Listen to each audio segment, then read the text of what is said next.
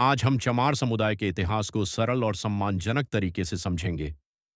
चमार समुदाय भारत की एक प्राचीन जाति मानी जाती है, जो परंपरागत रूप से चमड़े, लेदर के काम से जुड़ी रही है।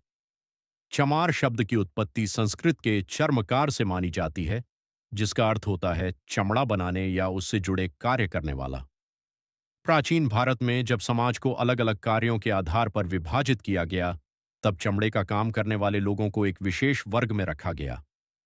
समय के साथ यह वर्ग सामाजिक रूप से नीचे माना जाने लगा और उन्हें कई प्रकार के भेदभाव का सामना करना पड़ा।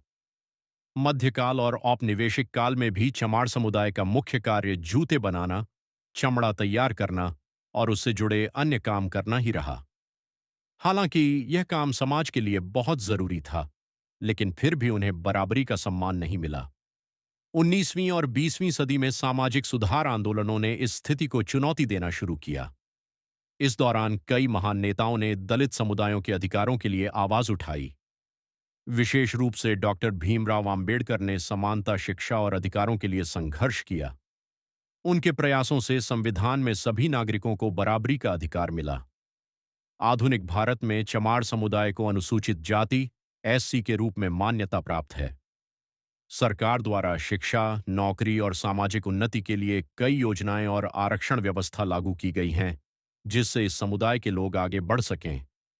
आज चमार समुदाय के लोग हर क्षेत्र में अपनी पहचान बना रहे हैं। शिक्षा, राजनीति, व्यवसाय, कला और खेल में भी उनका योगदान बढ़ रहा है।